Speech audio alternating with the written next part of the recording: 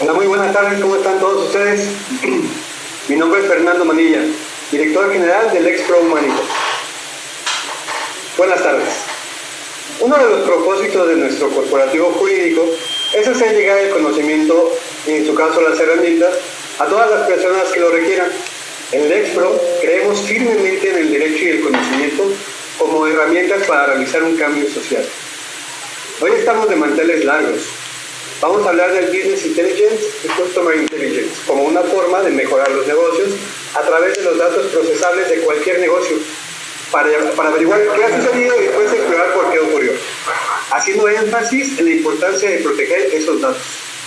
Esos insights se pueden utilizar para trazar o cambiar la vía de acceso de cualquier negocio.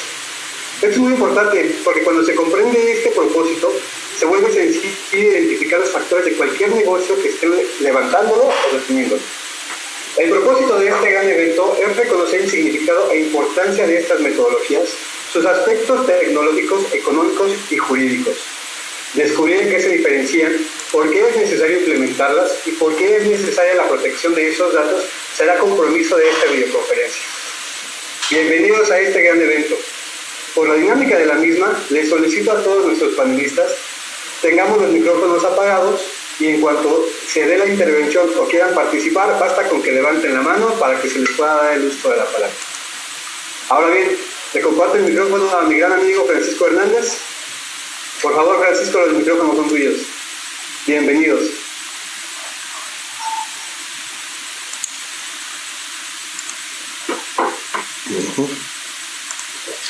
Muchas gracias, Fernando. Pues también buenas tardes, queridas amigas y amigos. Como siempre, agradezco a nombre de la Asociación Nacional de Economistas Politécnicos que nos sigan y que sigan estas transmisiones en vivo que tienen el objetivo de difundir la información relevante para nuestra comunidad, tanto para estudiantes como para egresados, información proporcionada por expertos y por líderes en cada una de las ramas. Confieso que estoy muy emocionado por el foro que tenemos hoy, pues tenemos panelistas de mucho nivel y experiencia, a quienes les agradecemos que se hayan dado el tiempo para acompañarnos el día de hoy. Sabemos que su agenda se encuentra muy saturada. Hablar de Business Intelligence y de Customer Intelligence debería ser obligatorio en todas las escuelas de negocio y de economía del país. Sin embargo, no se hace, lo cual es inaudito, pues representa el presente y el futuro de los negocios. No solo nos referimos al Business Intelligence como el conjunto de metodologías, aplicaciones y tecnologías que permiten reunir, depurar y transformar datos de sistemas transaccionales e información desestructurada, interna y externa de la compañía. Y hablamos de temas como son el reporting, análisis OLTP, OLAP, alertas, etc. O para su análisis y conversión de conocimiento, dando así soporte a la toma de decisiones sobre el negocio, y además hablaremos de las habilidades que los profesionales que se dedican a esto usan dichas metodologías para hacerlo con efectividad. Por eso, para hablar de un tema tan relevante, sin dejar de lado los aspectos jurídicos también muy importantes, como lo son la protección de datos personales, es que hemos invitado a las siguientes panelistas, a quienes les doy la bienvenida. En primer lugar, tenemos a la maestra Verónica Vázquez Cárdenas. Ella es una profesionista multidisciplinaria, con más de 20 años de experiencia transformando información en conocimiento. Se ha especializado en dirigir equipos multiculturales enfocados en la creación de experiencias de cliente extraordinarias a través de la analítica dirigida a la optimización de procesos, operaciones y campañas de marketing. Cuenta con un currículum muy impresionante, el cual ya ha ocupado diversos cargos de gran importancia en el sector privado. No me atrevería a hablar más porque se nos va también todo el programa. Bienvenida, maestra Verónica. Hola, ¿qué tal? Muchas gracias por esta presentación tan espectacular y bueno, principalmente gracias a todos ustedes los que están aquí escuchándonos, darme la oportunidad de venir a platicarles sobre esto que es mi pasión. Por eso me he ocupado una gran parte de mi vida, porque esto es una pasión y como bien lo dijo Paco, o sea, hablar de Customer Intelligence es hablar del futuro. Voy a compartirles mi pantalla. Tengo aquí una presentación para ustedes y por favor nada más confírmenme si ya la pueden ver para que empecemos. Todavía no aparece, pero... ¿Ya me ven? Ah, ok. Ahí está, a mí me dice que ya la vean. ¿No? Dice, ha empezado la función de compartir pantallas. Yo creo que se está cargando, ¿verdad? Se está cargando, sí. Sí, porque aquí dice que... Bueno, pues entonces vamos a empezar para no entretenerlos en lo que se comienza a compartir, en lo que les empiezan a ver. Pues bueno, el título de esta presentación es Prediciendo el futuro a través de los datos. Y pues precisamente para hablar de cómo vamos a predecir el futuro a través de los datos es que nos vamos a concentrar en el Customer Intelligence. Hoy sabemos que no existe una forma de predecir el futuro si no es a través de crear. Para crear el futuro, pues tenemos que conocer cuáles son las tendencias que están influyendo dentro de todos los consumidores. Y eso es lo que nos dice, lo que nos permite conocer la analítica de datos y el proceso. Hoy sabemos, lo único que sabemos del futuro es que sí, que el 80% de los trabajos que hoy se llevan a cabo ya no van a existir en el 2020. Si queremos ponernos pesimistas, pues podemos pensar que eso también significa que el 80% de las cosas que estamos haciendo van a ser inservibles en los próximos 5 años. Pero yo prefiero situarme en el lado del optimismo, donde la gran oportunidad que tenemos es de construir este futuro. Entonces, ¿por qué sería importante el Customer Intelligence en este planteamiento? Porque el Customer Intelligence no es otra cosa más que la oportunidad de pensar en grande, pero concentrándonos en los detalles, los pequeños detalles. Esos detalles que hacen sentir a los clientes que son importantes. Hablar de Customer Intelligence es hablar de poner al cliente en el centro de todas las organizaciones. Y esto debería de ser el principio y el fin de la creación de empresas, el principio y el fin de nuestros objetivos. Hoy están clientes por ahí en el mercado levantando la voz, esto es lo que es la voz del cliente. Y esa voz del cliente deja una huella en cada interacción con las empresas. O sea, hoy más que nunca hay una disponibilidad de datos impresionante. Entonces, en la medida que las empresas seamos capaces de sacarle provecho, de sacarle juguito a estos datos y generar experiencias de cliente extraordinarias, es que vamos a poder ser exitosos en eso. Ahora, hablar de una experiencia extraordinaria y hablar de poner al cliente en el centro de las organizaciones tiene que ser mucho más allá de un eslogan. De nada sirve decir, si mis clientes son primeros, y la verdad es que no estoy pelando para nada la organización. Tener al cliente en el centro de la organización significa tenerlo presente en la gestión, en la visión, en los valores. Conseguir permear esa obsesión por el cliente en todos mis colaboradores. O sea, todos los colaboradores deben de compartir esa obsesión por el cliente. Y para eso también tenemos que entender que yo como líder de una empresa, como líder de un grupo de trabajo, no puedo pensar en generar una experiencia extraordinaria si no soy capaz de crear una experiencia de colaboración o de empleados extraordinarios. Entonces, aunque ese es tema de otro foro, es muy importante que lo tengan en cuenta. O sea, verdaderamente cuando convirtamos la gestión por la atención al cliente, es que vamos a conseguir manejar a estos clientes de forma exitosa. Aquí simplemente les puse unas estadísticas, o sea, porque la experiencia del cliente es indispensable en la toma de decisiones de qué debo de comprar, a dónde debo de comprar o a quién le debo de comprar. Antes del COVID, estas decisiones tenían un 40% de influencia en cómo me trataban, cómo me hacían sentir las empresas. En otras ocasiones, pues obviamente yo salía de mi casa y podía decidir dónde comprar el café, pues basándome en el recorrido, en el commuting que yo hacía hacia el trabajo y pues bueno, podía decidirme por comprar el café en el Starbucks que me quedaba más cerca de la oficina. Porque a lo mejor desviarme al que me trataban bonito y me decían, mira, Beli, aquí está el café que te gusta, me implicaba llegar 15 minutos más tarde al trabajo. Hoy que estamos en nuestras casas, hoy que los productos llegan a nosotros, la decisión simple y sencillamente se basa justamente en cómo me hace, en cuánto me. Entonces, la experiencia de cliente y la influencia en la toma de decisiones se elevó al 60%. Entonces, ¿qué es lo que sí sabemos hoy del futuro? Pues que vamos a estar en un mundo volátil, en un mundo completamente incierto, complejo, ambiguo. Y para eso es que vamos a tener que conocer cada vez mejor al mercado, conocer cada vez mejor a nuestros clientes y poder tomar decisiones para hacerles llegar los productos, la información y el conocimiento acerca de la empresa en el momento justo y en la medida que sea relevante para ellos conocer acerca de eso.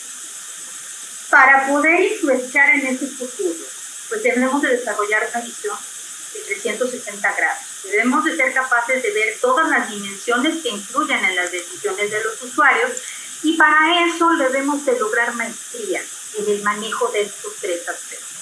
Los datos, la tecnología y la personalización. Es en el centro es en la intersección de estos tres aspectos donde justamente se sitúa el Customer Intelligence. Si yo me concentro solamente en uno de estos aspectos y preocuparme por coordinar con los otros, realmente en lugar de estarle dando un beneficio a las empresas, voy a estar provocando el fin de la empresa. ¿Por qué? Pues porque voy a llevar los costos a tal grado que se va a volver inviable de sostener una solución de este tipo y el costo va a superar con mucho el valor que es capaz de entregar uno solo de estos aspectos por separado. A lo largo de mi experiencia dirigiendo proyectos que se llaman de Customer Intelligence, he observado que cuando los proyectos fracasan es precisamente porque no se logra una completa integración entre estos tres aspectos. Siempre nos vamos por uno de ellos y eso es lo que ocasiona que los proyectos de este tipo realmente fallen. Y también por todo esto que estamos platicando, porque no sitúan al cliente en el centro de la organización. O sea, los beneficios los enfocan desde otro punto de vista y el cliente pareciera ser una consecuencia, ¿no? Cuando debe de ser el centro de todas nuestras actividades. Entonces, para comprender un poco más esto, me voy a ir por cada uno de estos conceptos. Y pues bueno, voy a empezar por los datos. Yo soy datóloga y pues realmente yo parto de los datos. Entonces aquí escogí una frase de Simon Sinek, que es uno de mis autores favoritos. Él es autor del libro de Infinite Game. Él es un gurú en todos estos temas de datos, de Customer Intelligence, de campañas de marketing y demás. Y él nos dice que los datos no sirven si no nos sirven para ser más rápidos y flexibles. Esto es igual a ser ágil. Hoy como empresas, como individuos, tenemos que ser ágiles, no solo en la toma de decisiones, sino en la capacidad de ejecutar, de movernos de un lugar a otro, en pasar de las tiendas físicas a la presencia únicamente por internet. O sea, esto lo aceleró muchísimo el COVID, pero tenemos que tener claro ese concepto. Esa es la enseñanza que nos deja. Debemos de ser rápidos y ser flexibles. Y en cuestión de datos, si observamos a las empresas, normalmente el tratamiento que les suelen dar a sus datos es el mismo tratamiento e importancia que le dan a sus datos. Y hoy utilizamos los datos únicamente para medir resultados y para acelerar las operaciones y para decir tengo que llegar al KPI, tengo que vender 1000 sillas, tengo que vender 2000 mesas, sin preocuparme por entender por qué las estoy vendiendo o por qué no. Si solamente utilizo el dato como un termómetro, realmente es donde me estoy situando en el pasado. El dato lo que me debe de decir es precisamente por qué llegué o por qué no llegué. De lo contrario, tratar de alcanzar una meta únicamente va a llevarnos al desgaste, a un desgaste completo para toda la empresa, para todos los individuos que están participando en esta meta. Y realmente darle el valor al dato, que es el que me debe de decir por dónde debo de ir. Entonces, hoy no batallamos por datos, o sea, los datos están en todos lados cada vez que yo interactúo, cada vez que tengo una interacción con una empresa, voy dejando una estela, ¿no? O sea, a todos nos debe de haber pasado en nuestra red favorita, en nuestra red social favorita o en nuestra página que tenemos, de repente nos llega una promoción, algo que estábamos buscando y que ni siquiera nos habíamos atrevido a compartir con nuestra favorita. Este tipo de cosas puede dar miedo, puede dar mucho miedo, pero es todo lo contrario. Eso es lo que es precisamente el análisis de datos. El análisis de datos me da en todo momento la oportunidad de saber quién con quién, cómo, cuándo y por qué. Pero si yo no soy capaz de ejecutar a la velocidad, eso no me va a servir de nada. Va a ser un diploma en la pared o un diploma en un estándar. Y va a conducirnos a uno de los grandes males, que es la parálisis por análisis. Entonces, eso nos lleva al segundo elemento que platicamos, pero que es el centro de precisamente lo que estamos platicando, el cliente. El cliente, ¿qué es lo que busca hoy en día? Hoy los clientes están completamente empoderados. Todos los clientes sabemos qué queremos, cómo lo queremos, por qué lo queremos. Entonces tú ya no me vas a venir a vender algo, me vas a venir a vender lo que tú quieres. Tienes que venir a convencerme de por qué te debo de comprar aquí. Y para poder convencerme, me debes demostrar que me conoces, que sabes qué quiero, que sabes qué necesito, que sabes que me hace sentir tu producto. Pero sobre todo debes demostrarme que funciona. Entonces, hoy por hoy surge una paradoja, ¿no? La paradoja de la personalización. Personalización no es igual a individualización, porque eso sería costoso. Y de hecho, lo más grave es que las decisiones de las empresas se basen en la opinión de una sola persona, de un solo individuo. Aunque ese individuo sea el amo y señor todopoderoso de Dios. Hoy por hoy tengo que identificar la necesidad y el gusto de un individuo, pero a través de los datos, precisamente tengo que ir a ver cuántos individuos hay igual a ese y cuántos están dispuestos a pagar por mi producto. ¿Cómo quieren que yo les haga llegar la información? ¿En qué momento? ¿Y cómo quieren que les entregue el servicio? Una vez que yo conozco todos esos aspectos, es que puedo generar una entrega de valor para el cliente. Esta excelencia la ha demostrado Disney, por ejemplo, ¿no? O sea, cuando estamos en un parque de Disney, todos somos ciudadanos de primer nivel. Todos somos ciudadanos de primer. Entonces, eso es por eso que Disney es el amo y señor en el customer experience, en la atención del customer experience, porque ellos verdaderamente saben hacernos sentir especiales, sentirnos esos ciudadanos de primera clase que todos queremos. Y bueno, ¿cómo lograr esto? Pues llegamos al último elemento, a la tecnología. La tecnología es muy peligrosa, la tecnología es lo más peligroso que existe. ¿Por qué? Porque la tecnología nos seduce, la tecnología siempre nos hace ojitos. Cuando tenemos un problema, queremos que la tecnología nos lo solucione.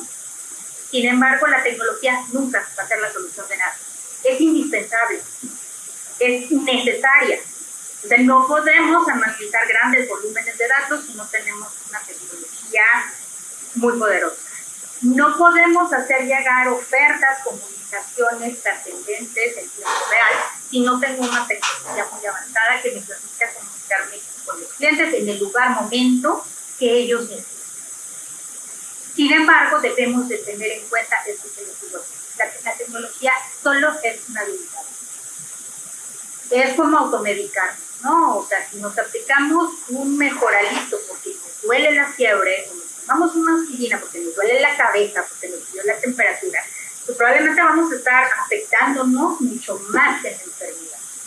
Vamos a provocarnos hasta la muerte, podría ser. Es lo mismo con la tecnología. Si no conocemos la causa raíz de un problema en una empresa, volvemos al punto, si no tengo datos, y simplemente pienso que con tecnología voy a solucionar ese problema, pues voy a caer nuevamente en generar un problema mayor a la empresa, porque voy a estar automatizando el desorden, automatizando el caos.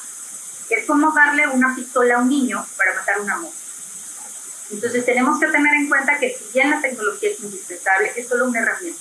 Y como cualquier herramienta, si está en manos de personal, de un artesano poco hábil, no va a servir para nada.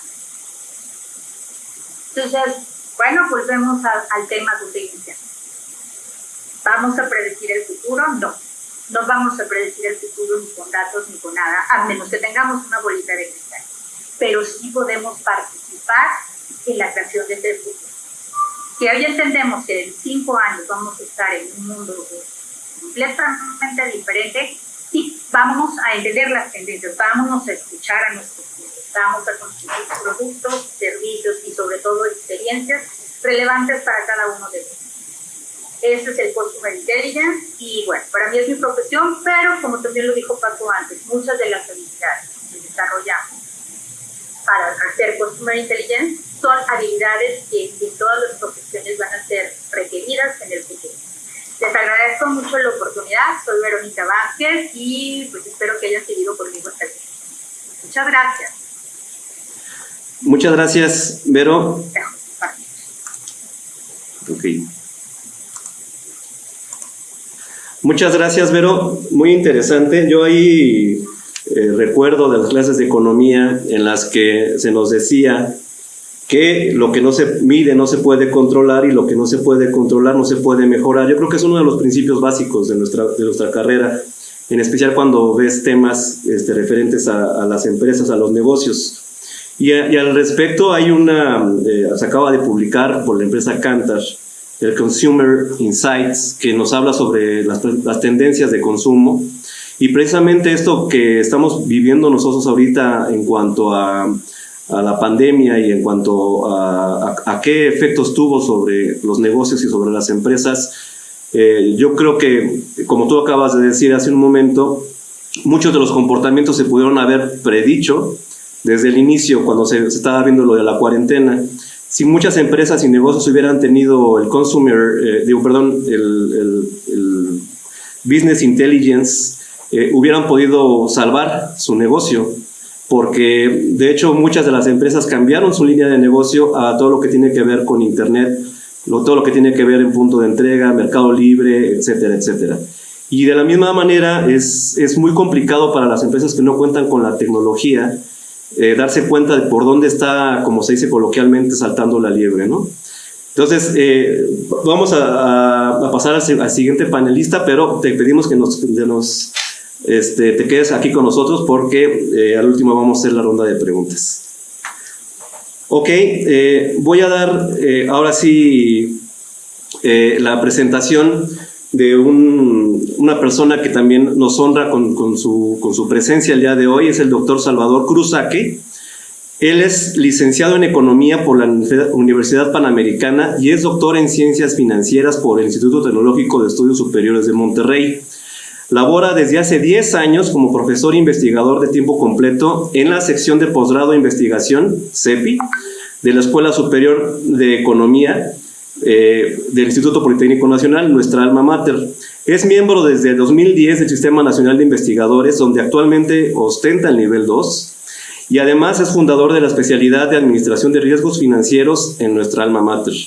Ha publicado y participado en una gran cantidad de investigaciones, las cuales no me atrevo a mencionar porque nos llevaría todo el programa. Bienvenido, doctor. Muchísimas gracias, Francisco, Fernando, Victoria, Verónica. Me da mucho gusto poder compartir con ustedes unos momentos. Y a mí me gustaría platicar más o dirigir la presentación sobre cómo se puede hacer todo este análisis, que es la inteligencia de negocios. Algo de este contenido es, así muy a grandes rasgos, parte de lo que se le da a nuestros estudiantes, sobre todo a los de posgrado, finales de maestría, doctorado, sobre herramientas de minería de datos, sobre herramientas ya de análisis. Entonces, aunque todavía no es parte de la currícula en el área de finanzas de la sección de posgrado, ya estamos implementando muchos de estos algoritmos, estamos dotando a los doctorantes y a los maestrantes de herramientas que les permiten analizar estas grandes tendencias de negocio. No sé si ya se alcanza a ver la presentación. Sí.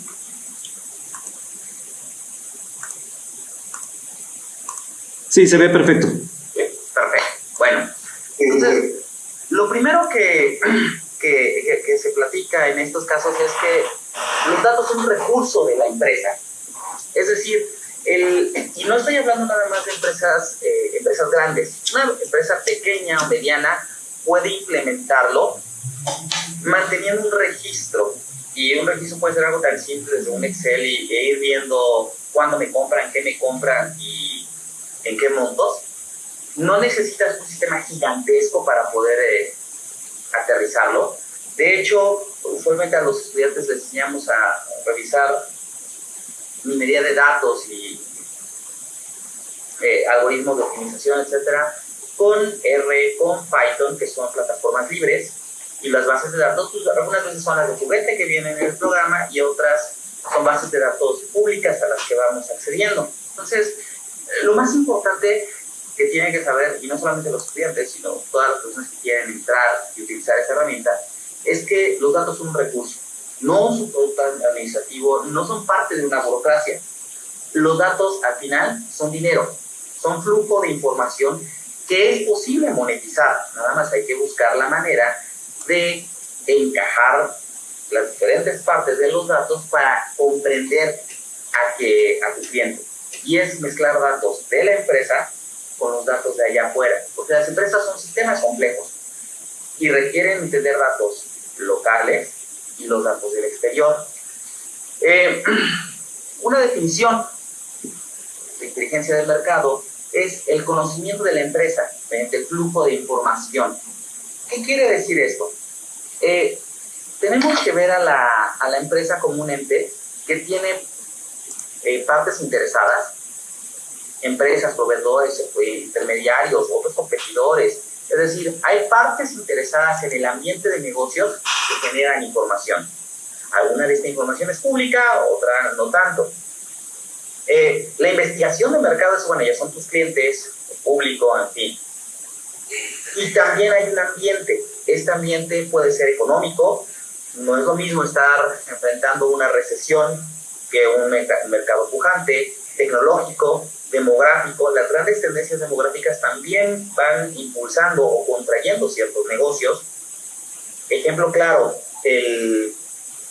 la educación, por ejemplo, la básica. Cada vez hay menos niños pequeños y las escuelas básicas privadas están pasando muchos problemas para captar clientes. Está envejeciendo la población y cada vez se requieren más productos y servicios destinados a adultos mayores. Y también la cultura.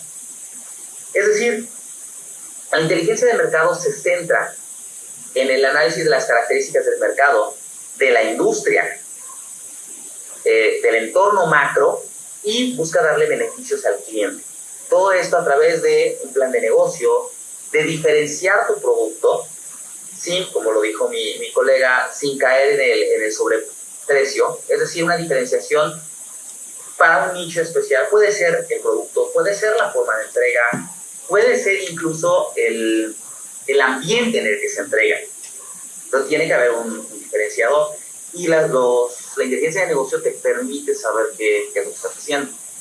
Al final, es un proceso cíclico, y eso también es muy importante que lo entiendan las firmas, chiquitas o grandes. Primero hay que entender tu negocio, y entender tu negocio, ya lo explicó muy bien mi colega, orientado al cliente. ¿Qué es lo que haces? Una empresa que hace tapitas no vende tapitas, vende una solución para que no se derrame un líquido, vende transportación de un líquido. Es el servicio de tener el líquido en el momento en que lo necesites. Ejemplo bobo si quieren, pero funciona. Después de entender el negocio es comprender los datos. Y al comprender los datos puedes prepararlos. Puedes ir segmentando tus datos en función a lo que estás buscando. Después viene la parte más complicada, el modelar. Modelar es hacer una caricatura de la realidad. La realidad es terriblemente compleja, pero, y es parte de lo que, del arte de esto, de la inteligencia de negocios, necesitas encontrar la caricatura que más se parezca a la realidad o la que te sea más barata de implementar.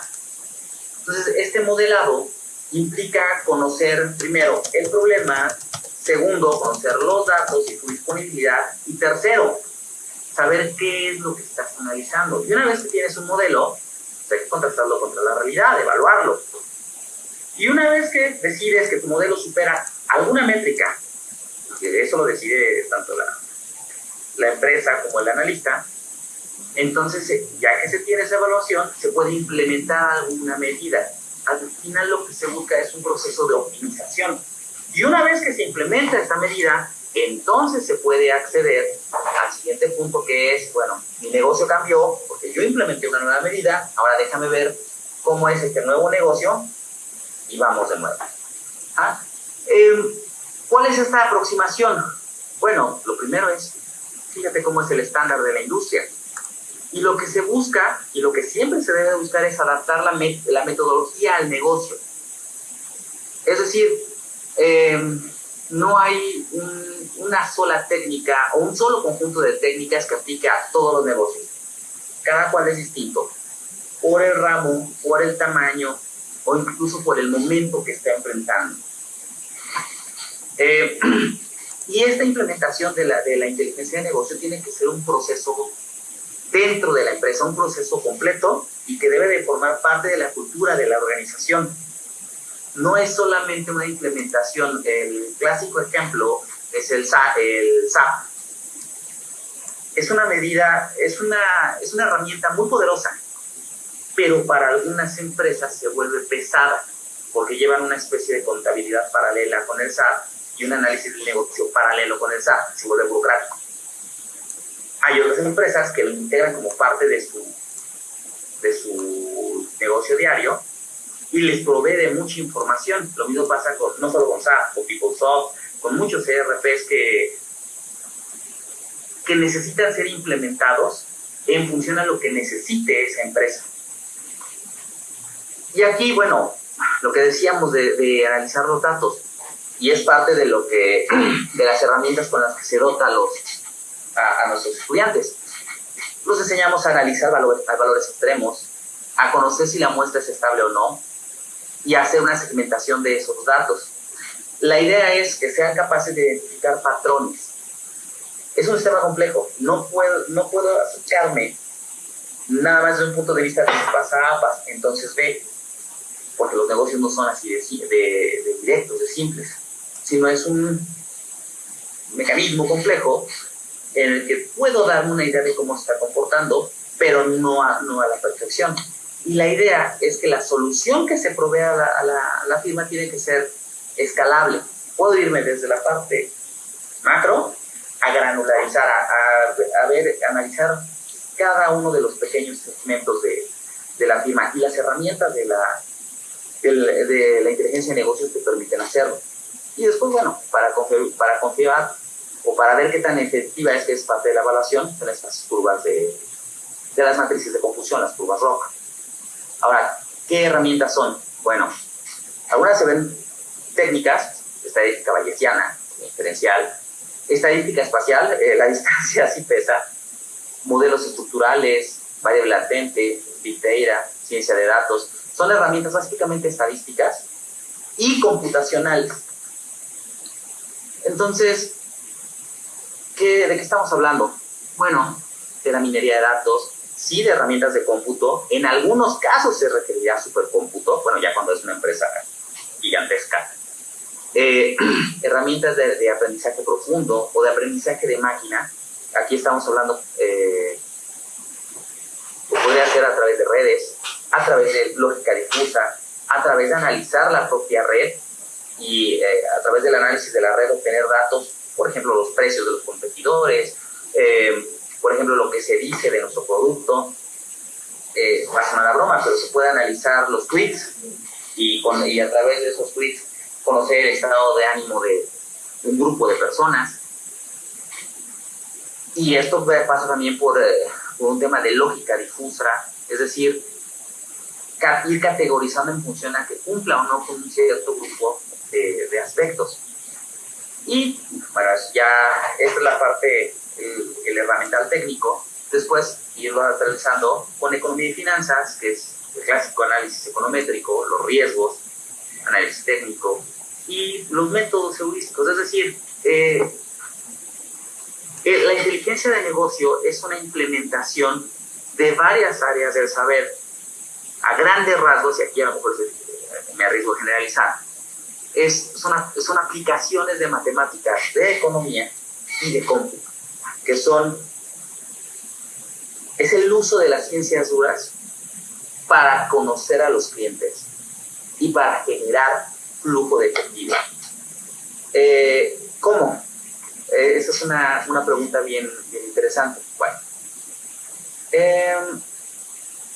para empezar puedes buscar patrones de consumo intertemporal, que es la estacionalidad del producto, el ciclo de vida del cliente, que también tiene que ver, el ciclo de vida de la familia del cliente, que eso te da un patrón de consumo a lo largo del tiempo. Patrones de consumo cruzado. Si sé que alguien me compra, voy a poner un ejemplo simplón si quieren. Si sé que alguien me compra gasolina, seguramente me va a comprar llantas.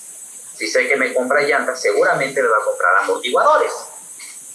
Si sé que es una familia que me compra llantas, amortiguadores de un RIN 18, sé que tiene una camioneta, me da una idea del poder adquisitivo, me da una idea de bastantes cosas. Es decir, hay una capacidad de pago que se revela. Son muchos datos que te va dejando el cliente, con también sus incumplimientos, sus retrasos. Esa información te permite conocer al cliente.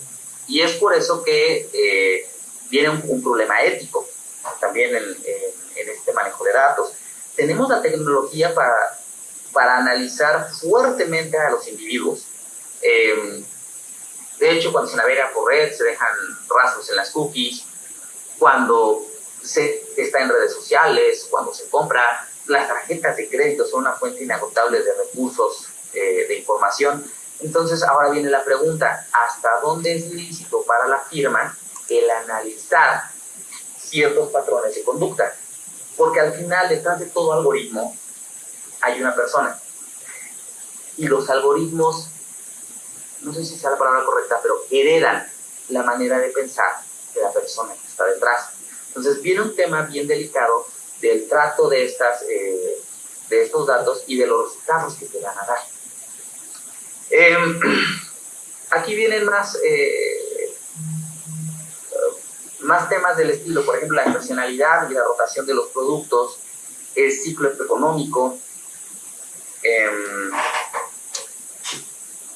Después comenzar a analizar las variables de negocio, conocer la eficiencia del uso de los recursos, es decir, ya para un negocio un poquito más grande saber qué línea de negocio me conviene, qué línea de negocio no me está dejando tanto, qué líneas de negocio están satisfaciendo ciertas necesidades de mis clientes.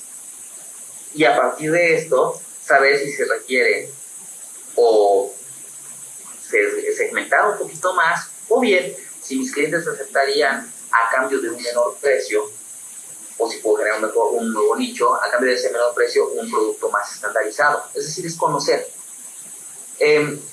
Aquí el punto más importante y lo que me gustaría enfatizar es la forma de la implementación, no nada más del proceso que vimos hace un rato, sino la lógica que implica el implementar estas medidas y después estar bien conscientes, y creo que eso es parte de lo que de la discusión que podemos tener en este panel con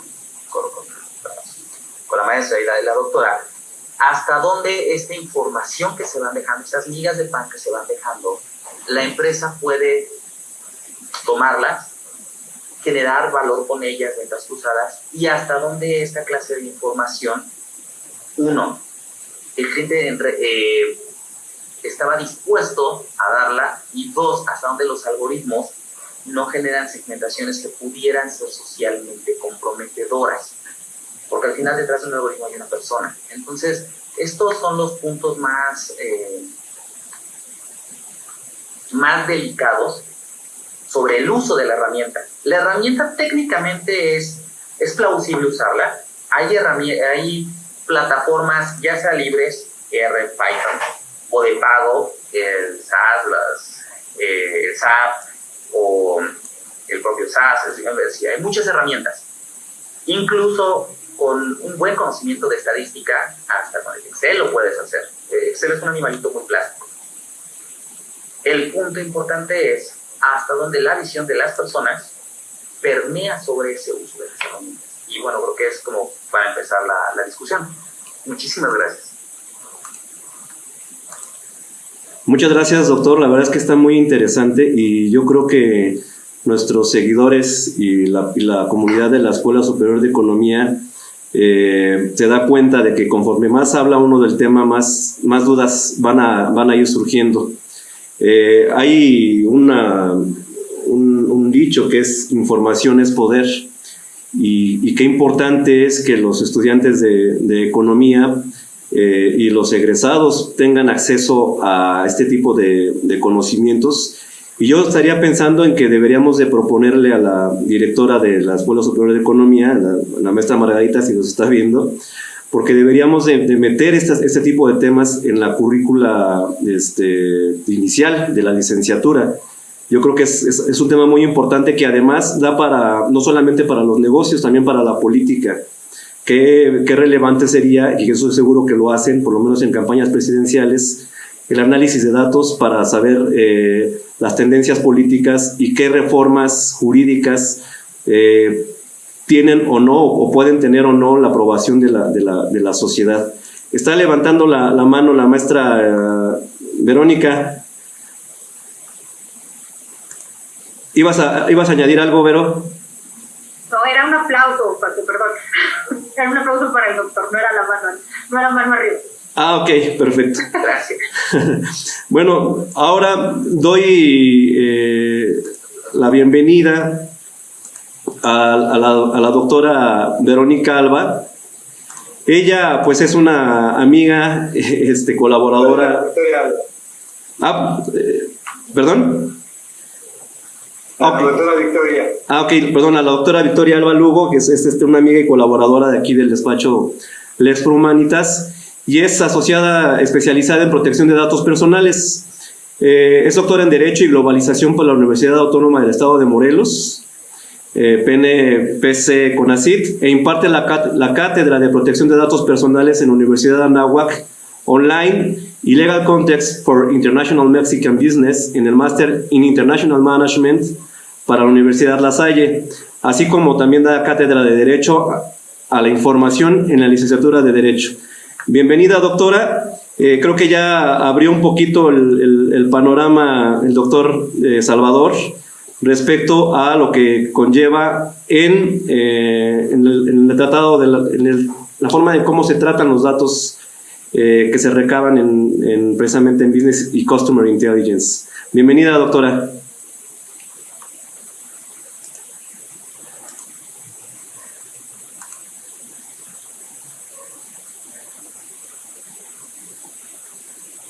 Me parece que no ha habilitado su micrófono.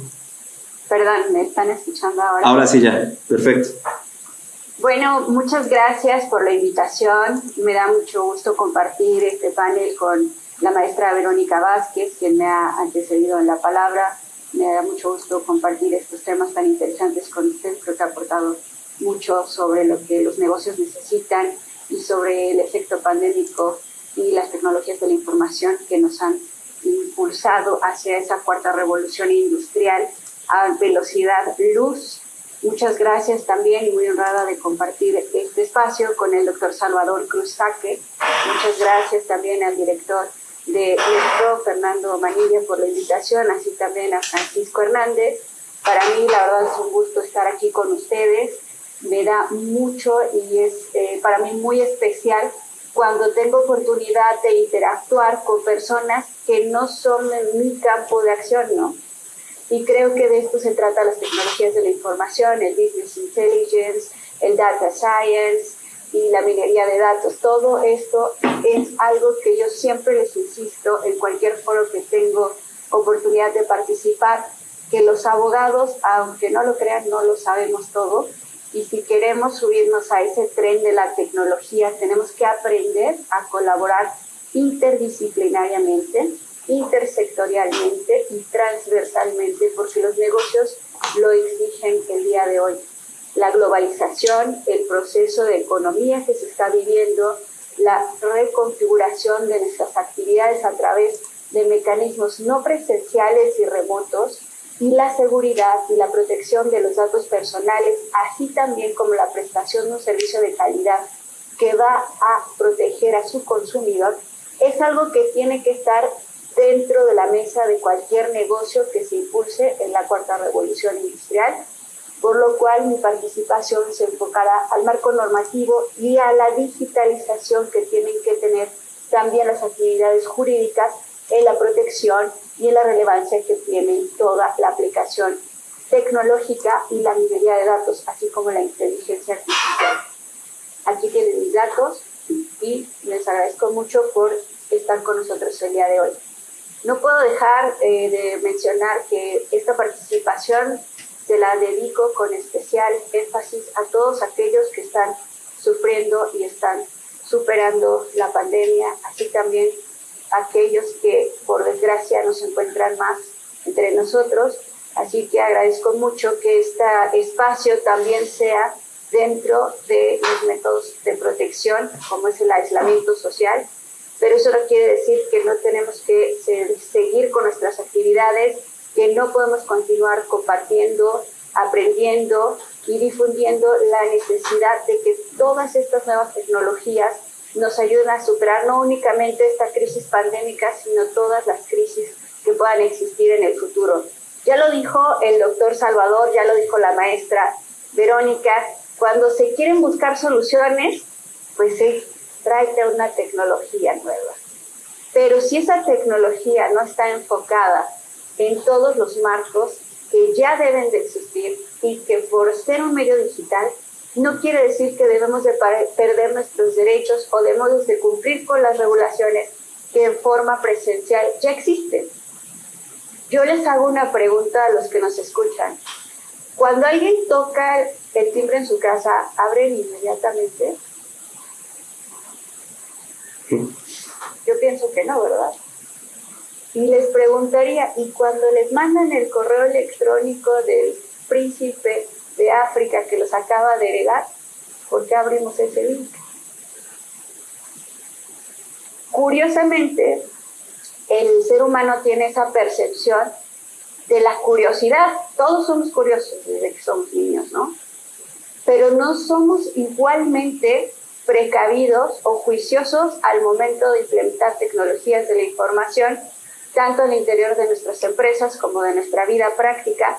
Y sin embargo, es muy necesaria esa educación en los derechos digitales, en la protección y en la seguridad, tanto de los negocios al interior de ellos, como al exterior, y como el cuidado que deben de tener y la protección que deben de asegurar a sus clientes.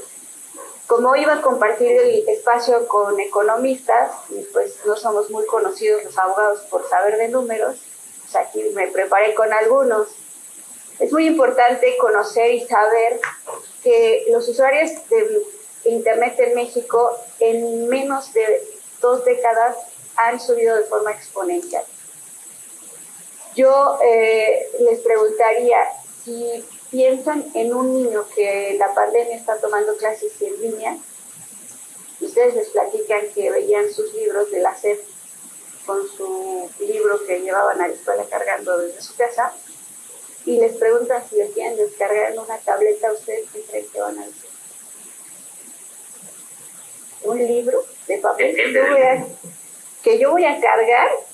Pues claro que no, ¿verdad? Entonces esa es una realidad que no nada más a nuestro negocio, sino a todos, pues es palpable. Y con la pandemia, aquí tenemos que a 2018 teníamos 82.7 mil millones de usuarios de Internet en México, pero les aseguro que este reporte para el 2021 va a ser completamente al alza.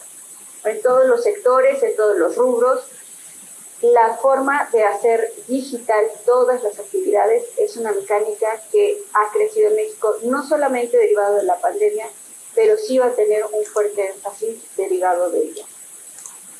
Los hábitos de conexión, pues aquí nos los comparte la Asociación de Internet de México en su reporte de los 20 años que celebran. Básicamente aquí nos indican que los mexicanos pasamos en promedio 8 horas en Internet con 20 minutos.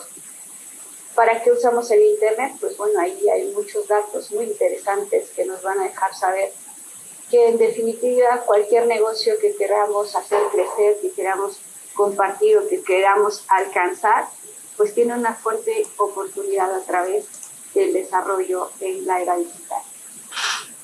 Los géneros, pues bueno, al parecer en cuanto al consumo de Internet, si somos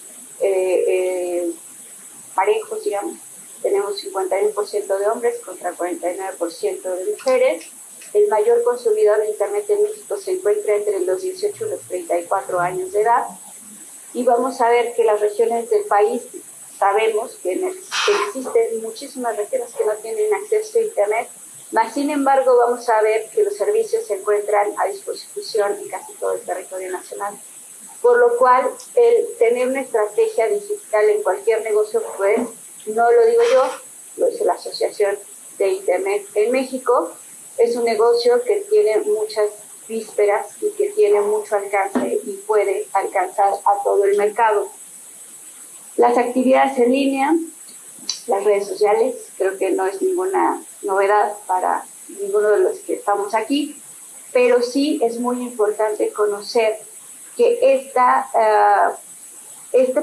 población y el intercambio que se realiza en redes sociales no es equiparable o no es mesurable, equivalente a la educación y la protección que tienen estas personas al consumir este tipo de productos en redes sociales. Y esta es la parte, pues, que tenemos que abordar y creo que va a ser la parte en la que puedo yo precisar por qué es importante el derecho en los negocios y las estrategias digitales. Así tenemos que el 71% de la población en México pues tiene acceso a Internet. Vamos a ver que el perfil del internauta en México mantiene un crecimiento que seguramente continuará a la alza, los momentos de conexión entre las 2 y las 14 horas y la media tarde entre las 16 y las 19 horas, que son los horarios de mayor tráfico, y el 67% de los internautas en México perciben que se encuentran conectados a Internet las 24 horas del día. En el 2019, los usuarios de Internet en México pasan diariamente 8 horas con 20 minutos y 8 horas más que en el 2018. Les pregunto a todos los que me escuchan o me ven, ¿cuántos de ustedes duermen 8 horas al día? Yo a veces lo logro, a veces no. Pero al parecer en México sí nos damos el tiempo para estar 8 horas con 20 minutos conectados. La cuarta revolución industrial.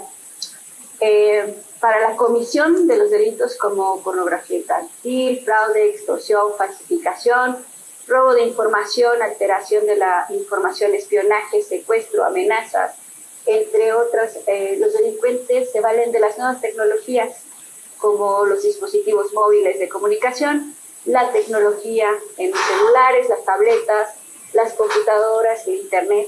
Son delitos definidos en nuestras leyes y que han existido en la mayoría de los casos mucho antes de la invención de los medios de comunicación y del procesamiento automatizado de datos y el almacenamiento digital en dispositivos magnéticos, electrónicos u ópticos. Es decir, la tecnología no vino a crear la delincuencia, pero la delincuencia sí vino a aprovechar la tecnología. ¿Por qué nos dice esto el maestro Oscar Lira?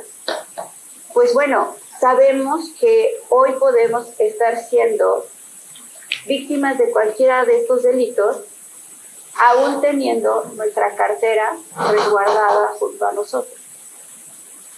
Pero como también decía la maestra Verónica y el maestro Salvador, si los encontrara un delincuente en la calle y les pidiera que les entregaran la cartera o el celular, ¿qué le entregaban?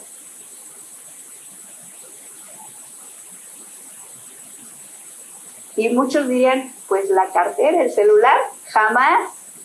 ¿Por qué? Porque es una realidad que mucha de nuestra información, no únicamente personal, no únicamente bancaria, no únicamente laboral, se encuentra almacenada en este tipo de dispositivos.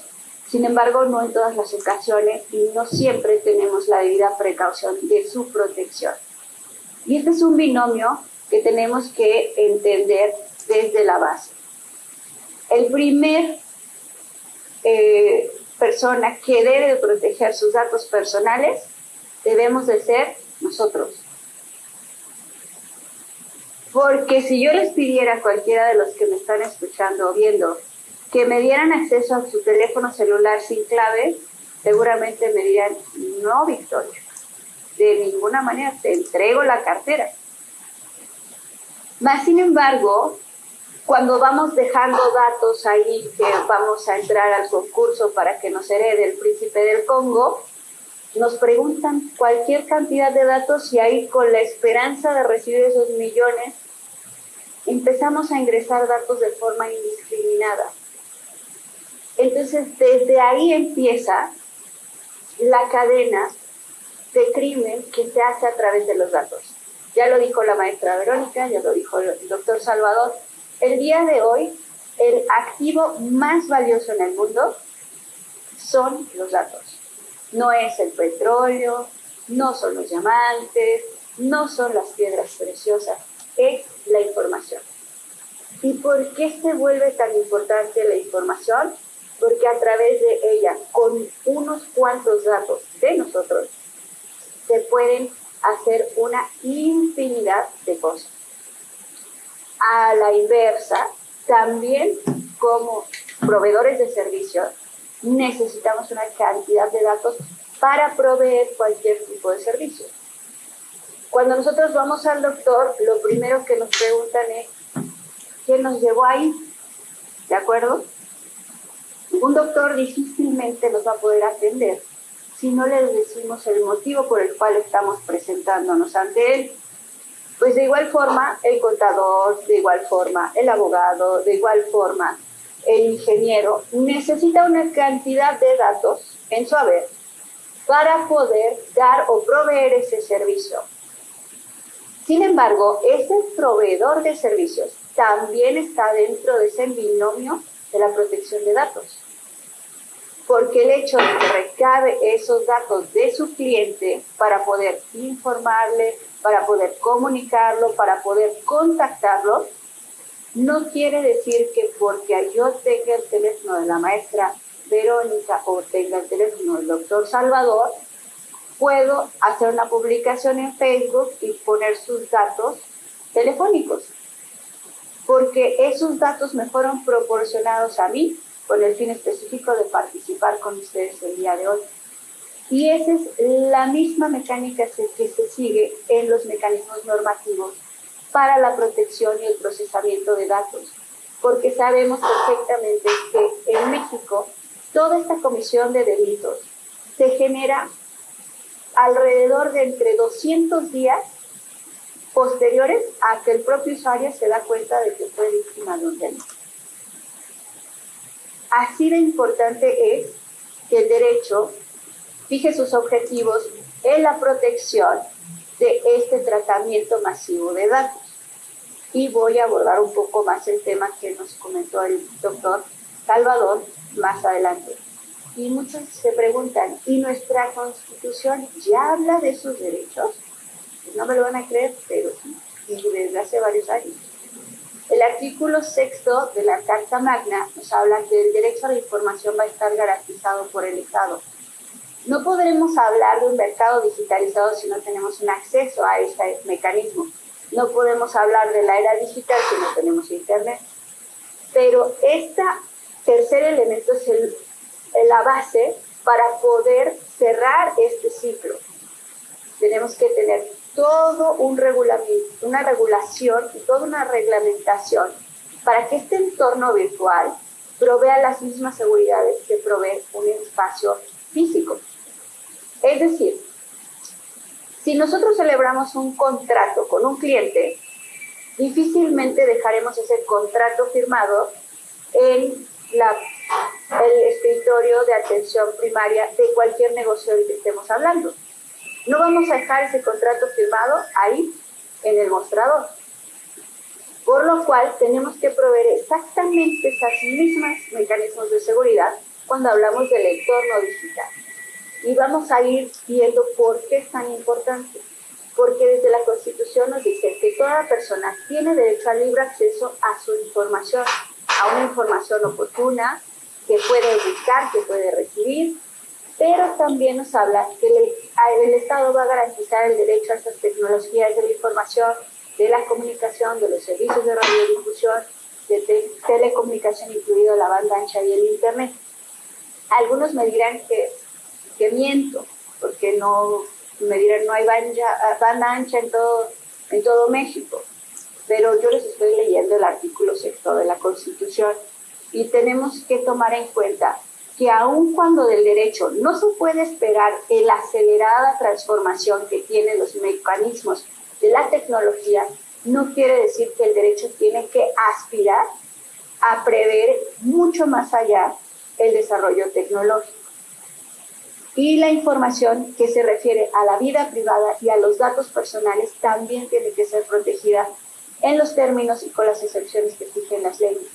Toda persona sin necesidad de acreditar su interés o de justificarlo tendrá acceso a la información pública, a sus datos personales o a la rectificación de estos. Entonces, desde el artículo 6º de la Constitución, ya nos obliga a cualquier proveedor de servicios que tengamos información de clientes a que les demos acceso, a que les demos la oportunidad de que los rectifiquen, de que se opongan o de que los cancelen, porque es una prerrogativa del sujeto y por eso fue tan importante que las reformas se dieran desde el nivel constitucional. Por su parte, el artículo 16 de la Constitución establece que toda persona tiene derecho a la protección de los datos personales, al acceso, a la rectificación, a la cancelación de los mismos, así como a manifestar su oposición en los términos que fijen las leyes y que se establecerán en cuanto a los principios. Y de esto hablamos, ¿no? Si nosotros acabamos de proveer ese servicio, nosotros no tenemos por qué seguir con esos datos en nuestra posesión. Tenemos que cancelarlos. Pero hay todo un mecanismo y toda una metodología en el marco normativo que nos dice cómo y de qué forma se tiene que hacer. Y también, dentro de las reformas que se hicieron para la protección de datos personales, se estableció que el instituto será el que va a proteger todos los derechos de estas personas. Es decir, no quiere decir que una persona por utilizar en Internet o desdoblarse en servicios o proveedores que los oferten a través de las tecnologías de la información, va a perder su derecho a oponerse, a que se traten, a corregirlos, a acceder a ellos. Todas estas son obligaciones que resultan como parte de ese servicio que se está proveyendo. Ahora vamos a hablar de algo muy importante. ¿Qué es un dato personal y qué es un dato personal sensible? Un dato personal va a ser cualquier información concerniente a una persona física que la vuelve identificada o identificada. El consentimiento expreso, verbal, escrito, por medio electrónico, óptico o cualquier otra tecnología es un consentimiento tácito de si el titular manifiesta o no su oposición a ser tratado. Es decir, todos los datos que yo como empresa recolecte, tengo que tener un testimonio en el que me está diciendo esa persona que es el titular de los datos, que me está dando permiso de recolectarlos para los fines que le estoy dando a conocer a través del instrumento que se llama aviso de privacidad. Y también tengo la obligación de decirle quién va a ser el responsable de cuidar esos datos, con qué fines los voy a tratar, y en caso de que tenga un incidente de seguridad, lo tengo la obligación de dárselo a conocer. Así también, en el momento en el que la persona ya no quiera o no desee que sus datos se sigan tratando, también tendrá que tener acceso a una dirección, a un responsable y a un medio para oponerse a la continuidad de este tratamiento. Entonces, esta es una obligación que corresponde a todos los que estén tratando los datos. Ahora, si estamos hablando de datos sensibles, van a ser los datos personales que afecten la esfera más íntima del titular, cuya utilización indebida pueda dar origen a una discriminación o conlleve un riesgo grave, por ejemplo, de origen racial, étnico, el estado de salud presente, futuro, la información genética, las creencias religiosas, filosóficas, morales, afiliación sindical, opiniones políticas, preferencias sexuales. Y en el consentimiento, en este caso, tiene que ser expreso, por escrito, y tiene que tener la firma autógrafa o electrónica o cualquier mecanismo de autentificación para que yo pueda tener ese tipo de datos. Hay servicios que por su característica necesitan obligatoriamente el tratamiento de datos sensibles. Si yo soy un laboratorio médico y voy a hacer pruebas COVID, desde luego que voy a tratar datos súper sensibles de esa persona. Pero si yo soy un proveedor de servicios contables, necesitaré rigurosamente preguntarle el tipo de sangre que tiene mi cliente. Pues no. Entonces, esto es algo muy importante que deben de entender las empresas. No necesitamos recolectar todo lo que nuestro cliente es. El principio lógico debe de ser a la inversa.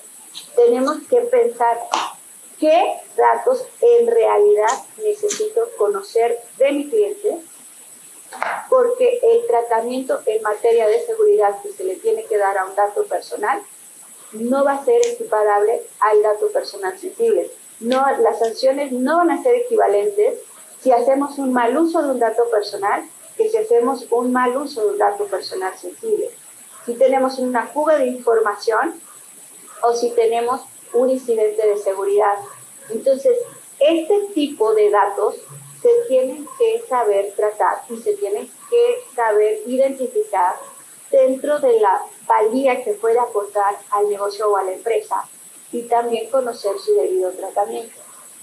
Hay ocasiones en que los datos pueden ser utilizados con técnicas como la anonimización, en la que se utilizan valores de rangos porque estamos a lo mejor identificando un mercado específico y entonces ya le quitamos toda esa información que va a volver identificada o identificable a esa persona por ningún método.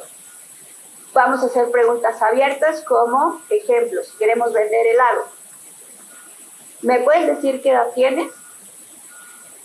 ¿Me puedes decir si tu rango de edad está entre 10 y 20 años, entre 20 y 30 años, entre 40 y 50 años? ¿Me puedes decir si te gustan los helados cítricos, si te gusta el chocolate, si te gusta, etcétera, etcétera? Pero si en una encuesta de salida o en cualquier levantamiento de información que hacemos pedimos nombre, apellido, estado civil, lugar de nacimiento, tipo sanguíneo, si eres donador de órganos, si tienes alguna enfermedad crónica degenerativa, de dónde es tu abuelita, todo eso nos vuelve, en términos de protección de datos y de cumplimiento normativo, eleva nuestros niveles de seguridad de forma exponencial y tal vez no es correspondiente a la utilidad que le vamos a dar a esta información. ¿De acuerdo? La base normativa en términos de la IP es la Ley Federal de Protección de Datos Particulares, de datos personales en posesión de los particulares. Y para esto yo les lanzaría estas preguntas a los clientes. ¿Qué información debo de conocer? Que es muy diferente a ¿qué información quiero conocer? Centrándonos en realidad en las necesidades que tenemos en al proveer nuestros servicios. ¿Qué tratamiento le voy a dar a los datos? ¿Los voy a recabar, voy a hacer un expediente y los voy a almacenar? ¿O realmente van a ser datos que voy a estar utilizando de forma dinámica? ¿Qué resultados debo de obtener de esos datos? ¿Cuál es la responsabilidad corporativa que se adquiere para la protección y el resguardo de esos datos? Y aquí es algo muy importante. El plan de acción de protección de datos personales se tiene que iniciar desde la cabeza hasta los pies de la corporación. Y necesitan proveer tanto recursos personales como económicos que aseguren, que preparen y que den realmente esa certeza, esa seguridad de que a lo mejor nuestro servicio profesional es muy bueno, pero si no robustecemos la seguridad y la protección de datos al interior de la empresa, créanme que he tenido conocimiento que en protección de datos personales de quienes me los han presentado, no los puedo decir, pero de personas que por un incidente de seguridad, que ni siquiera fue malicioso, de un colaborador, grandes negocios se han venido abajo. Porque ningún cliente quiere saber, o quiere conocer, o quiere sufrir los daños de que sus datos fueron tratados de forma inadecuada, o que acabaron en conocimiento de alguien que ellos no querían, o a quienes no autorizaron a conocer. Porque la información es poder, y el hecho de que cualquiera de nosotros no quiera que su celular sea consultado sin ninguna autorización, en los negocios digitales es una parte súper sensible,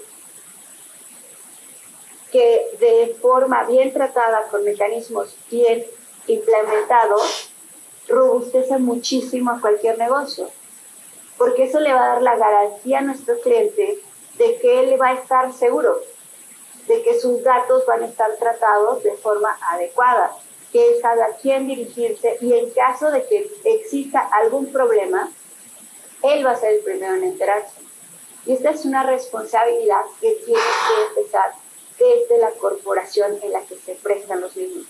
No podemos decir que los medios electrónicos o las tecnologías de la información o la comunicación son 100% seguras, como tampoco lo es el entorno personal.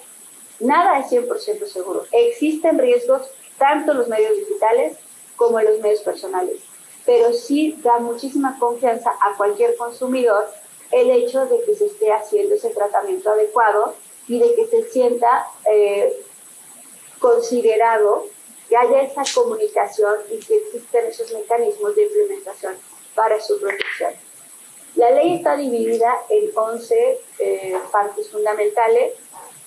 Algo que creo que es muy importante que conozcan es tanto el ejercicio de los derechos arcos, que es lo que vimos en el artículo 16 de la Constitución, como los procedimientos de verificación que puede hacer el Instituto de Acceso a la Información, y las infracciones y las sanciones, para que nosotros podamos saber que en el caso de que no se quieran atender a las necesidades de nuestros clientes, también somos sujetos de sanciones.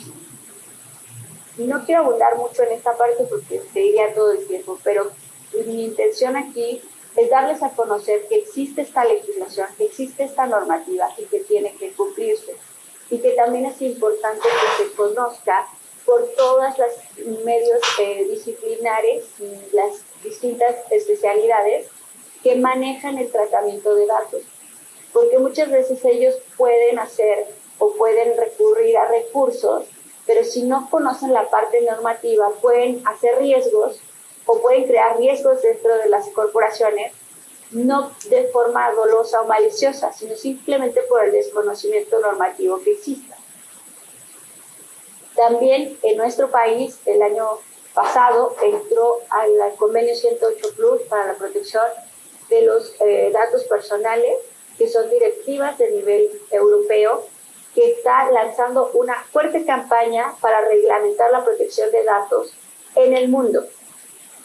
Anteriormente o cotidianamente en el concierto internacional, los instrumentos internacionales normativos derivaban de organismos como la ONU o como muchos otros órganos internacionales que están constituidos.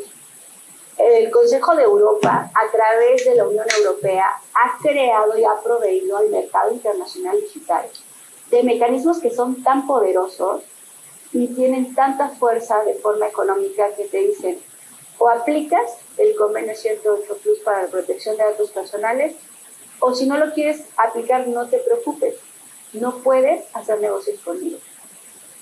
Y yo les pregunto, ¿qué negocio en México no quiere tener trato con Europa? Por esa misma razón, México aceptó la invitación al convenio 108 Plus.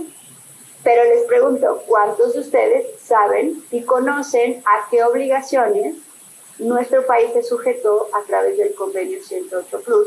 ¿Y cuáles son las protecciones de datos que se les debe de dar a todos aquellos consumidores que tengan su base en Europa? porque al final del día esta es la manera en la que Europa está potenciando su marco normativo al mundo y obligando a su aceptación, su implementación y su adopción en la reglamentación interna, so pena de que el mercado se cierre para ese país que no haya sido invitado, que no haya aceptado o que no haya cumplido con las observaciones. México adquirió su boleto, ingresó al convenio 108, pero tiene observaciones. Y esas observaciones tienen que ser cumplidas en tiempo y en forma. Y eso implica que todos los proveedores de servicios de México también las cumplan. Por lo cual, obviamente existirá toda una implementación normativa para que toda esta empresa IP se ajuste a las protecciones de datos. Y vamos a ver por qué es tan importante. Y ustedes van a ver, como dijo el doctor Salvador, es muy importante que se cumpla y vamos a saber por qué. La protección de datos personales, por ejemplo, en el convenio 108 Plus, incluye las redes sociales, porque todos tienen que quedar dentro de este marco normativo. Cualquier usuario de redes sociales tiene derecho a la protección de datos personales. Y yo les pregunto, ¿en México ya cumplimos con esta parte? Ahora sí que es como lo de la banda ancha, pero bueno, yo no nos estoy dando a conocer la norma, ¿verdad? El contexto legal de los derechos digitales. Mire, es tan importante. Doctora, si pudiéramos ya finalizar, porque nos estamos pasando un poquito de tiempo. Perdón. No te preocupes. El contexto legal de los derechos digitales es tan importante que hace apenas un par de meses se lanzó la Carta de Derechos Digitales en España. Y fue tan importante que esta Carta de Derechos Digitales no fue elaborada de una forma legislativa, sino fue a través de la incorporación de agentes como la IP y de todo un concepto interdisciplinario para poder garantizar que los usuarios de tecnologías digitales puedan acceder a sus mismas protecciones y garantías que el marco normativo español o europeo ofrece. Por lo cual, yo les invito mucho a que conozcan esta parte, también la Ley Orgánica de Protección de Datos Digitales de España, y dentro de los derechos digitales que se proveen son los de libertad, la protección de datos, los de identidad, el pseudoanonimato, a no ser localizado y perfilado, que es parte de lo que nos hablaba el doctor Salvador, a la dignidad, a la herencia digital, y en México hemos visto increíbles violaciones a todos estos derechos porque no contamos con una Carta de Derechos Digitales que nos pueda proteger en esta nueva realidad y en este marco. A la igualdad, a la no discriminación, a la protección de menores en entornos digitales, a personas con discapacidad y a una mayor protección en todos los tipos de las personas y los usuarios que tengan. Son 26 apartados de esta creación de las Cartas de Derechos Digitales, y para culminar mi participación también creo que es muy importante que se advierta que en febrero de este año también se lanzó el libro blanco sobre la inteligencia artificial, que nos da un enfoque europeo orientado a la excelencia y a la confianza. El enorme volumen de datos nuevos que por generarse de forma acelerada, vertiginosa, variada, como son las 3 Bs del Big Data, nos hace ver que hay aristas, hay rasgos, hay sesgos, que como dice el doctor Salvador, pueden poner en duda o pueden vulnerar los derechos humanos. Para que la inteligencia artificial funcione, tiene que cumplir con el FAIR, que deben ser fáciles, tienen que ser accesibles, tienen que ser interoperables, tienen que ser reutilizables, pero también para la protección de los derechos de los consumidores y de las personas en Europa, el Consejo de Europa nada más le invirtió 4.000 millones de euros para que el desarrollo de la inteligencia artificial y el cómputo de la nube también prevea y proteja los derechos humanos. Entonces, creo que no es un entorno que tenga que divorciarse, tiene que asociarse, tiene que converger, porque si no nos montamos en esta nueva era digital, con la protección de datos, con la protección de derechos humanos, podemos acabar en un entorno que sea realmente nefasto y desastroso para las nuevas generaciones. Les agradezco mucho por su tiempo y estoy abierto a cualquier participación. Gracias. Híjole, pues muy importante todo lo que mencionan. Yo creo que tendríamos que hacer un foro para cada uno de ustedes porque todo el conocimiento es demasiado. Podríamos incluso ahondar por cada uno de los temas. A mí me llama mucho la atención lo que mencionas, doctora Victoria, porque en México no tenemos mucho la política, no la respetamos mucho la política del manejo de los datos que nos llegan. Incluso hay empresas que desconocen las repercusiones que pueden tener al no tener un aviso de privacidad, por ejemplo, en sus correos electrónicos, el no tener un aviso de privacidad en sus páginas de web. Y creo que ha habido una gran cantidad de casos en los cuales las mismas dependencias federales no tienen un correcto manejo de los datos. Incluso hemos sabido de muchos casos en los cuales el mismo personal de las dependencias es el que filtra las bases de datos, que le ponen precio y que conllevan, que contienen datos pues muy elementales y también muy importantes que pueden servir también para la delincuencia organizada. Hay en México y en todo el mundo una tendencia de la delincuencia organizada que obviamente tienen muchos recursos como para ahondar y como para implementar mecanismos en los cuales por medio de phishing o por medio de correos que suplantan identidades y demás, como lo acabas de mencionar, pues obtienen información de muchos aspectos en los celulares o en las páginas personales. Yo creo que sería muy importante también decirles a las personas que en cuanto a los servicios jurídicos, pueden encontrar tus datos en la página del Expro, porque también es importante que las empresas se blinden jurídicamente y que lleven todos los mecanismos como para garantizar que no van a tener, en medida de lo posible, repercusiones por este tipo de asuntos, ¿no? Una cosa es que ellos cuiden los datos y otra cosa es que no sean susceptibles a que los hackeen, por ejemplo, a que obtengan datos de sus clientes, etcétera, etcétera, que puede conllevar a multas enormes, porque estamos hablando de multas millonarias en algunas ocasiones que pueden ser susceptibles las empresas.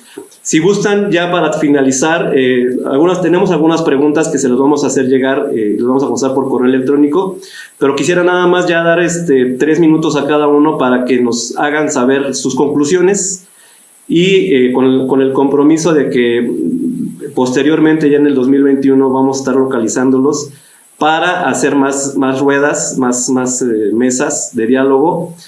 A mí me interesa mucho, por ejemplo, también de la maestra Verónica, porque hay un tema que tampoco se aborda mucho en las universidades, que son las certificaciones, para qué sirven, quién los certifica. Yo creo que ese es un sector en el cual los estudiantes y los mismos egresados de economía tendrían que estar revisando porque es una oportunidad laboral inmensa, bien pagada, que tiene mucha proyección nacional e internacional, y quisiera que también lo abordáramos. También del doctor Salvador, también poder ahondar todavía más en estos temas, porque como ya lo dijimos antes, en la carrera de economía no se analiza mucho eso, salvo que estén ya en las clases de posgrado, pero se me hace muy importante tener el conocimiento de todo lo que es Business Intelligence. Y es más, yo estoy seguro que cada vez más colegas economistas estudian, como su servidor, la carrera de Derecho en paralelo, y creo que ese es uno de los aspectos más relevantes, como ahorita lo dijo la doctora Victoria, de que tendríamos que tener nosotros conocimiento no solamente de la economía, sino de otras disciplinas que nos ayuden a robustecer nuestro funcionamiento como profesionistas.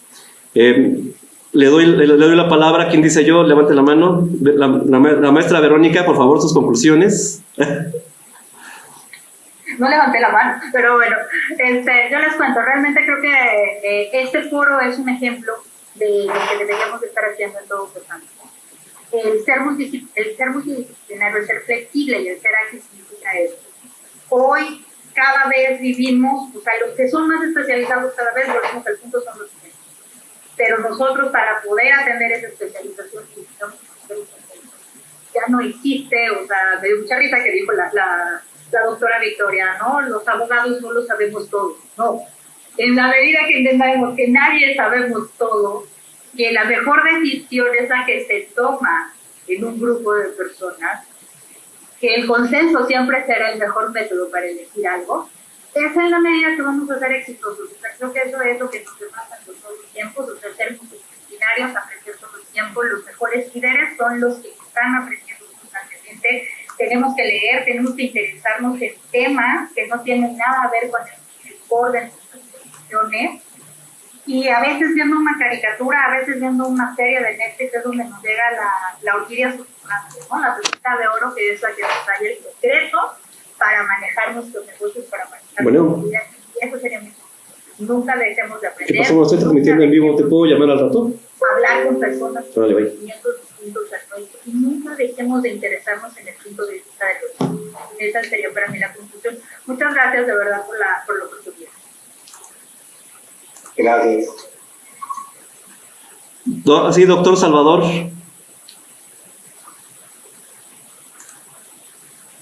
Muchísimas gracias. Pues mira, yo quiero agradecer la oportunidad y despedirme, no sin antes invitar tanto a los estudiantes, y no nada más a los de la Escuela de Economía, que son con los que más tengo convivencia, sino en general a todos los estudiantes que nos están viendo, a todas las personas a los que están practicando, a los practitioners, que se acerquen a la escuela. Se pueden llevar gratas sorpresas de cómo se pueden implementar todos estos temas. A los estudiantes, a los muchachos, lo que les diría es que no le tengan miedo a las ciencias duras, al cómputo, a las matemáticas, a la econometría. Sí, yo sé que son complicadas en algunos puntos. Un colega economista ya ha de estar recordando viejos traumas. Pero al final, esas herramientas duras, que se las podemos proveer, al menos la parte de finanzas está muy metida en esto de manejo de datos, manejo de Big Data y de inteligencia artificial. Hemos estado haciendo muchos trabajos de tesis. Nuestros estudiantes cada vez están más imbuidos en los temas y el mercado se los reconoce. Entonces, lo que me gustaría es invitarlos a los chavales de licenciatura, vengan, acérquense con nosotros. No es hacer un tema curricular de una materia y calificación. Lo importante es tener el interés. Acérquense con nosotros, platicamos y que se lleven algo. Por eso me despediría. Digo, al final soy profesor. Gracias. Muchas gracias, doctor. Y doctora Victoria, sus conclusiones. Pues creo que coincido con la participación de mis colegas que me han antecedido la palabra, Verónica y Salvador. Al final del día, creo que es muy importante la cita del maestro Miguel Ángel, que dice que sigo aprendiendo. Y creo que ese es el camino, no es una meta, es un camino. El aprender es una disciplina que se ejerce día a día. El derecho también está ejercido en esa filosofía. No podemos decir que tenemos el artículo 6 o el 16 o la ley y ya ahí va a ser una letra que va a quedar a perpetuidad. Cada vez menos el derecho es eso. Cada vez el derecho se vuelve más dúctil, como dice Zygmunt Bauman, se vuelve líquido, se tiene que hacer moldeable, se tiene que adaptar. Pero sí creo y coincido en que si el abogado sigue sin acercarse al economista, si se sigue pensando que va a dar esa proyección de servicios sin las personas tan específicas como la maestra Verónica en proveer lo que nuestros clientes necesitan, ese abogado se va a quedar completamente solo junto al piano cuando no había medios de comunicación, cuando no había tecnologías de la información, cuando no existía una economía global. Pero también les invito muchísimo a que conozcan y se asesoren adecuadamente para que esos servicios realmente sean exitosos, para que esas empresas y esos capitales se queden seguros y no se lleven sorpresas por una sanción inesperada que pudo prevenirse, que pudo ser atendida en su momento, en su tiempo, desde el nacimiento de esas estrategias. Yo sé que por una parte la creatividad del marketing hoy está explotando de forma exponencial, pero créanme que también necesitan la óptica jurídica para que lleven una muy grata sorpresa, pero con los números que tenga su empresa y no con una sanción que no están esperando. Les agradezco mucho su atención y agradezco infinitamente a la maestra Verónica y al doctor Salvador por compartir sus conocimientos. Cuídense mucho.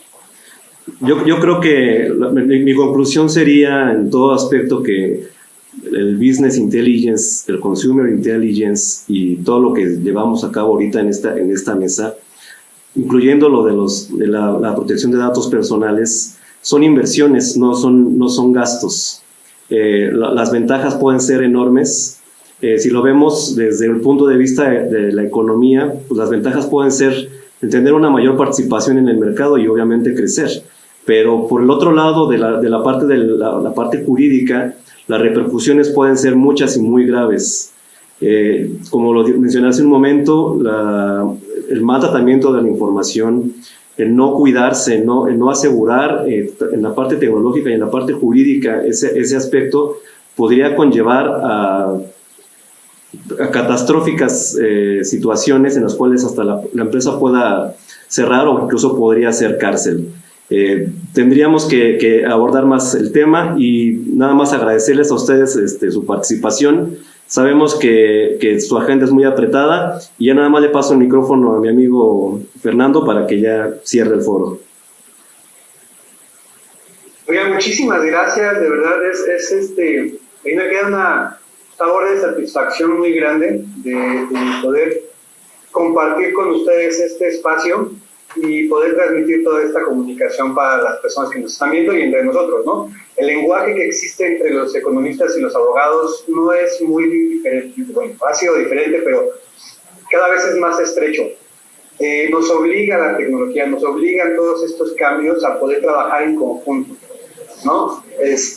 Vamos hacia un fin y si nos estancamos no vamos a progresar ninguno ni uno ni otro, ¿no? Nos necesitamos el uno del otro. Muchísimas gracias a todos ustedes por haber estado con nosotros compartiendo este espacio nuevamente. No me queda más que darles gracias infinitas. Esperamos contar con ustedes para próximos eventos en cada una de sus materias, evidentemente, haciendo un evento interdisciplinario como este. Les invito a todos ustedes a seguir, a los que nos están viendo, a todos ustedes, seguir nuestras redes sociales. Vamos a estar teniendo los datos de estos especialistas por si se quieren comunicar con nosotros. Y pues bueno, muchísimas gracias. Seguiremos impartiendo este tipo de eventos, compartiéndolos con ustedes. Y bueno, no me queda más que agradecerles a cada uno de ustedes otra vez más. Estoy muy, muy contento, como se notará. Muchas gracias. Hasta luego. Un gusto.